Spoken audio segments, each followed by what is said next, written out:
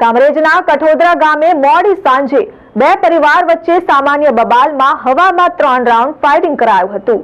પોલીસે બંને પરિવારના ત્રણ સભ્યો વિરુદ્ધ ગુનો નોંધી વધુ તપાસ હાથ ધરી છે।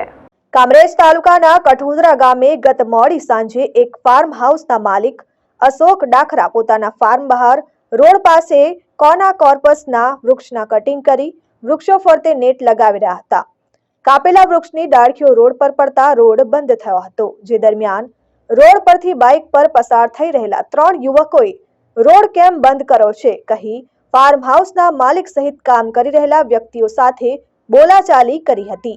જો કે તે સમયે 3 યુવાનો ત્યાંથી ચાલી ગયા હતા, પરંતુ થોડા સમય બાદ 3 યુવાનો અન્ય મિત્રો સાથે ફરીથી ફાર્મ હાઉસ ઉપર ગયા હતા અને ત્યાં ફાર્મ હાઉસના માલિક સહિત હાજર પરિવારના લોકો સાથે ઝપાઝપી કરી હતી।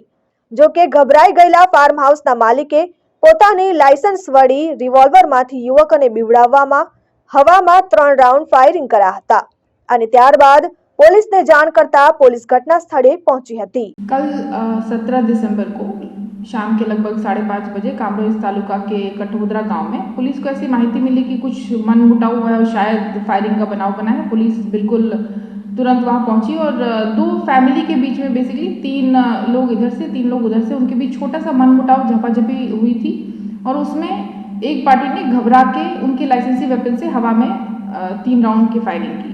तो उस समय इमीडिएटली उस पर एक्शन लिया गया और फरियाद हमने दाखिल कर ली दोनों साइड से और आर्म्स एक्ट के अंदर गुना दाखिल किया है और फिर उसके समय पुलिस का बंदोबस्त भी लगा दिया गया और पेट्रोलिंग जारी रखी गई। तुरंत ही मामले को सुलझा दिया गया, किसी तरह का कोई लॉ एंड ऑर्डर का बनाव उस समय नहीं बना है और उसके बाद अभी पूरे इलाके में शांति बरकरार है और आगे की जो इस इन्वेस्टिगेशन की प्रोसेस है वो हम जारी रखें। सर, पूरी वारदात में अरेस्ट किसको किया गया है? अभी माननीय सर सुप्रीम कोर्ट की गाइडलाइंस के हिसाब से जो भी प्रोसीडिंग होती है वो हम कंटिन्यू। जो कि घटना स्थळे पहुंचेली પોલીસે પરિસ્થિતિનો તાગ મેળવી તપાસ શરૂ કરી હતી। મોડી રાત્રે પોલીસે બંને પક્ષના 3 લોકો વિરુદ્ધ ગુનો નોંધ્યો હતો અને સુપ્રીમ કોર્ટની ગાઈડલાઈન મુજબ બંને પક્ષના લોકોને નોટિસ ફટકારી હતી। પોલીસે ઘટના સ્થળેથી સીસીટીવીનું ડીવીઆર પણ કબજે કર્યું હતું। પોલીસે ફાયરિંગ કરાયેલી રિવોલ્વર પણ કબજે લીધી હતી। હાલ પોલીસ સમગ્ર મામલે વધુ તપાસ હાથ ધરી છે। Bureau report RN news Kamrej.